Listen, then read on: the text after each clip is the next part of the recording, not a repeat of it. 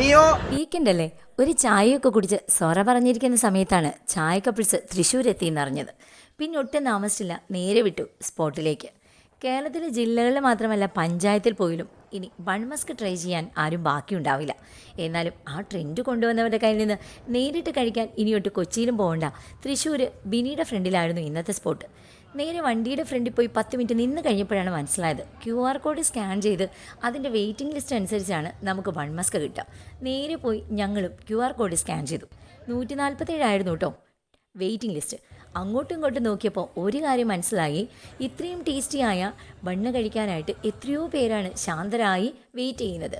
ബിവറേജസിൻ്റെ ഫ്രണ്ടിലൊന്നും അല്ല കേട്ടോ ഇത്രയും ശാന്തമായ ക്യൂ കാണാനായിട്ട് കഴിയുക.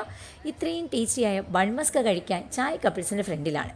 അങ്ങനെ നമ്മുടെ ടോക്കൺ നമ്പർ മാറുന്നതനുസരിച്ച് നോക്കി നോക്കി നിൽക്കുമ്പോൾ അങ്ങനെ അത് 48ആയി.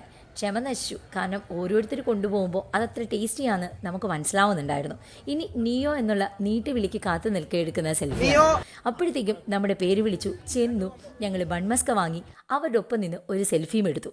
ക്ഷമ നശിച്ച കാരണം ചായയിൽ മുക്കി വേഗം കഴിച്ചു. ഇത് കണ്ട് നേരെ ഇങ്ങോട്ട് ഓടി വരരുത്. നാളെ അവധിയാണ്, 9-ാം തീയതി നമ്മുടെ തൃശ്ശൂർ ബിനിയുടെ ഫ്രണ്ടിൽ. നിങ്ങൾക്കും പോയി ടേസ്റ്റ് ചെയ്യാം അടിപൊളി കിടിലൻ ബൺമസ്ക.